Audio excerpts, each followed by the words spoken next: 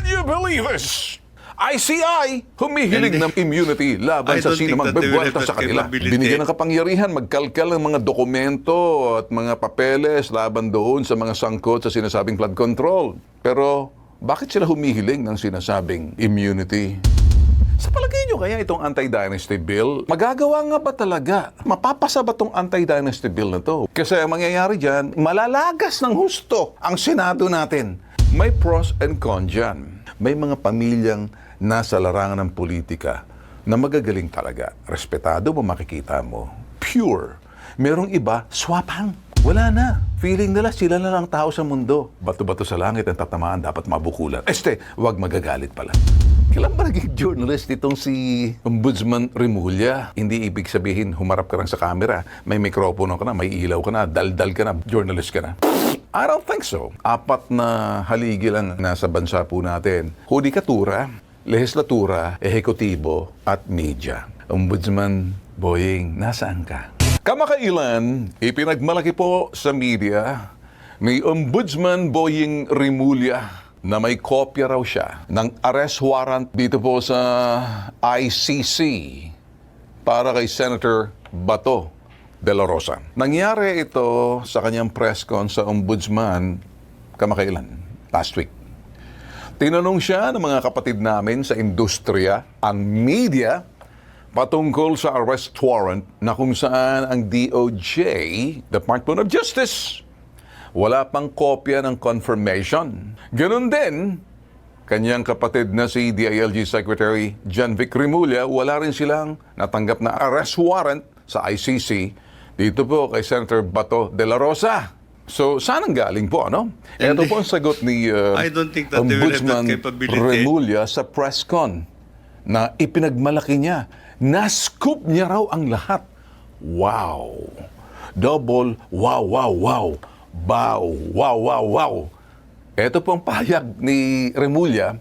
Sabi niya, kasi as a journalist daw sa kanyang programa, na-scoop niya raw. Nakita niya. Wow. Double, wow, wow. Bow, bow, wow, wow. Kailan ba naging journalist itong si Ombudsman Remulla? Nagka-programa ka lang sa radyo, sa telebisyon? Siguro radyo, journalist ka na? Medyo, mag-iingat po tayo sa salita. Ang journalist po, larangan po yan. Hindi basta-basta dahil humarap ka na sa mikropono, meron ka ng ilaw dyan, at sa studio ka na, journalist ka na, binigyan ka ng programa, hindi, host ka lang. Hindi, nagdadala ka na ng programa. Iba po yung journalist nag-aaral eh. Nasa puso po yan.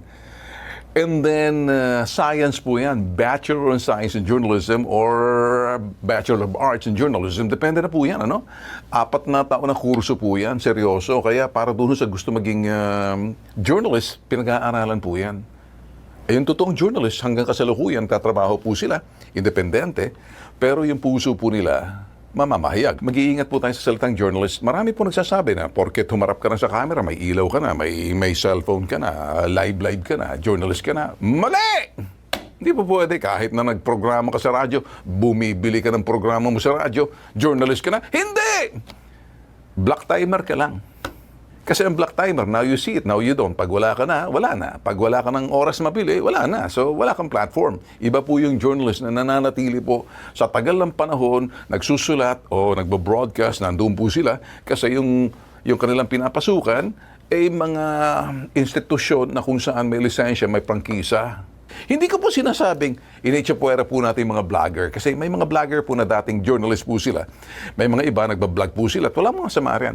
Yung ating sinasabi lang, hindi ibig sabihin humarap ka lang sa camera, may mikropono ka na, may ilaw ka na, daldal ka na, journalist ka na. I don't think so. You may be a lawyer, you may have been a congressman, you may have been a DOJ secretary, you may have been an ombudsman, but you'll never be a journalist. Why? Kasi hindi yan ang larangan mo eh. Let me spar with Ombudsman Remulla, dati DOJ, as a journalist. Ito po mga simpleng katanungan, Ombudsman Remulla. Kanino mo nakita? Bakit mo nakita? Sino nagpakita? Saan mo nakita? Kailan mo nakita? Paano mo nakita? The 5 W's and 1 H kompleto ka na dyan. May storya ka na. Ayun hinahanap ng mga kapatid namin sa industriya. Kompletohin mo yan. Pag nakompleto mo, may storya ka na. Sabi nga nitong si VP Sara na palaban at may konting pitik. Yung retired journalist na kapilyido ko, chismoso raw, Marites, under the guise na nakascoop din. Hindi ko na babanggitin ang pangalan kasi matanda sa akin yun eh. Kapilyido ko nga eh. Iba-iba po kami pag sinabing dahil magka-apelyido kami, pareho kami, magkaiba. Apelyido niyo pareho, isang dugong dumadaloy, pero magkaiba sa prinsipyo, sa paninindigan, sa common sense, sa wisdom, sa knowledge, walang commonalities. Hiwalay natin yung fact or fiction. Let's leave it there, mga boss. Kapag ikay journalist, be ready with your credible source. And even go to the extent na kung nalalagay ka sa alam, protect your source at all times kasi mawawala ang kredibilidad mo. Kaya po natin sinasabi to, pag nawala ang kredibilidad mo, wala na magtitiwala sa'yo, sira ka na. Ilang beses pa dapat makuryente yung isang tao, lalo na pag journalist ka. Puro ka kuryente, puro semplang. Marami po yan, mga vloggers, marami pong mga nasa media rin nakukuryente. Ipaglaban mo kung talagang totoo, kung meron ka pinanghahawakang dokumento kasi kung hindi, wala na magtitiwala sa iyo. Everything is a joke. Kaya ako naniniwala, no?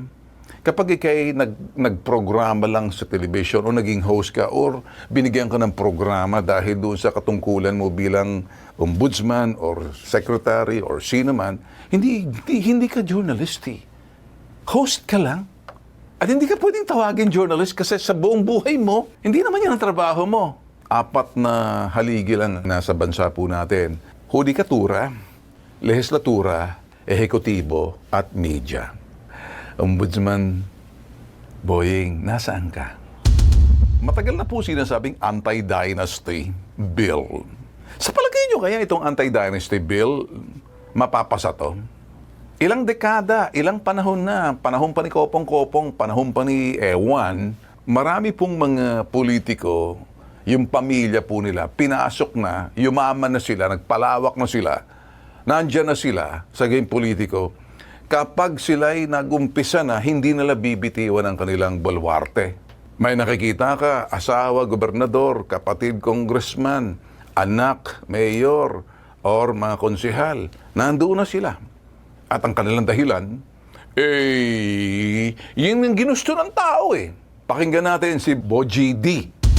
Ang paghahain ng panukalang anti-dynasty bill. Panahon na upang harapin ang isa pang usapin na matagal nang nakasaad sa ating konstitusyon, ang pagpapatupad ng batas laban sa political dynasty. Alam ko pong maraming magtataas ng kilay sa usaping ito at aaminin ko rin, alam kong may mga matang nakatuon sa akin. Dahil sa aking pamilya, gaya ng mga marami pang iba, meron ng mahabang tradisyon na paglilingkod sa ating bayan. Hindi ko po itinatanggi sapagkat naniniwala ako na ang paglilingkod ay hindi minamana kundi ipinagkakatiwala ng taong bayan. Marami po akong pamilya na nasa pwesto pero may ilan din naman pong natalo sa eleksyon. Sa uli, taong bayan pa rin ang nagpasya kung sino ang gusto nilang mamuno sa kanilang mga lugar. Ang layuning ito ay hindi upang hadlangan ang sinuman, kundi upang palawakin ang pagkakataon para sa mas maraming Pilipino na makakapaglingkod at makibahagi sa pamahalaan.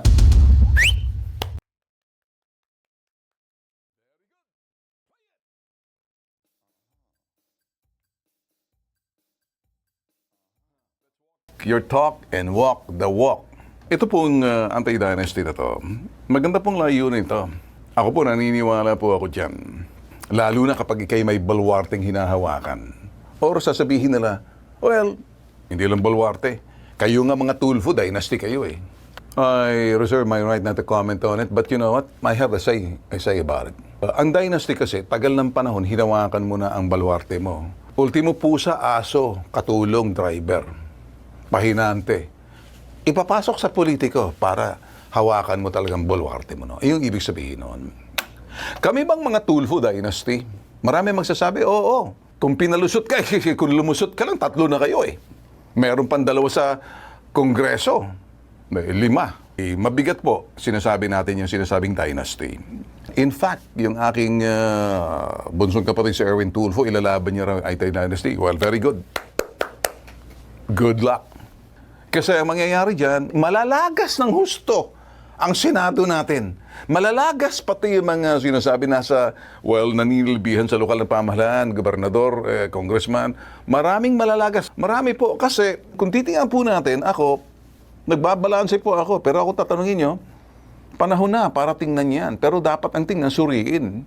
Kasi ang dali pong sabihin. Ang sarap pakinggan sa mga tainga. May mga taong naniniwala. Hindi, kasi magaling na pamilya to eh. Magaling sila pagdating sa public service. Totoo, merong ganyan. Lalo-lalo na sa bagong henerasyon ngayon.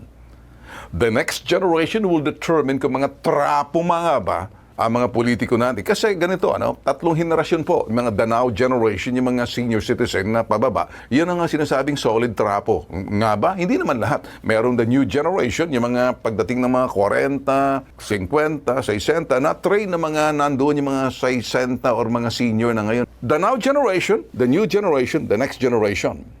The next generation, ito po yung mga batang medyo galing pa po sila, pure pa rin ang kanila, idealist pa rin sila. Okay lang yun, ano? Pero pag nakita mo sa Kongreso, may mga bata ngayon, the next generation. Bantayan po natin kasi iba po ang kanilang ways. Meron din naman semplang. Bata pa lang kung ano nang pinagsasabi, hindi na ako magpapangalan dyan.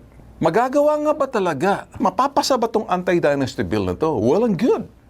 Kung ang layunin yan ay maganda, walang problema. Kung ikabubuti ng taong bayan, alam niyo po kasi pag pinag-uusapan po natin anti-dynasty bill, may pros and cons dyan. Pero 80% trapo. 20% may natitira pa.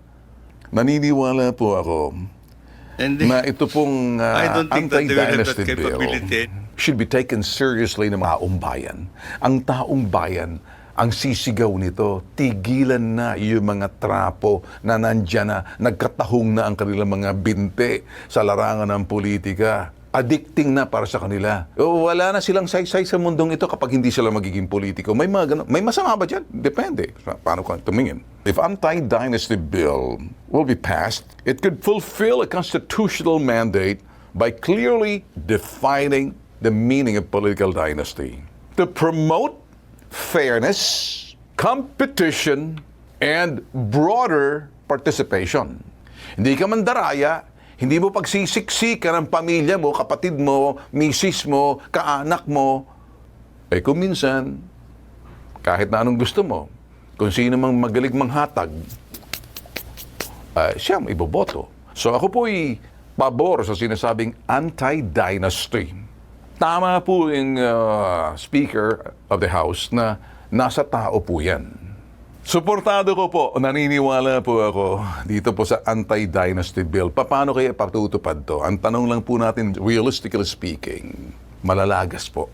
Maraming mawawala kung talagang ipatupad to. Pero ang pagpapatupad nito magiging problema. Kasi meron nga naman mga pamilya na magagaling.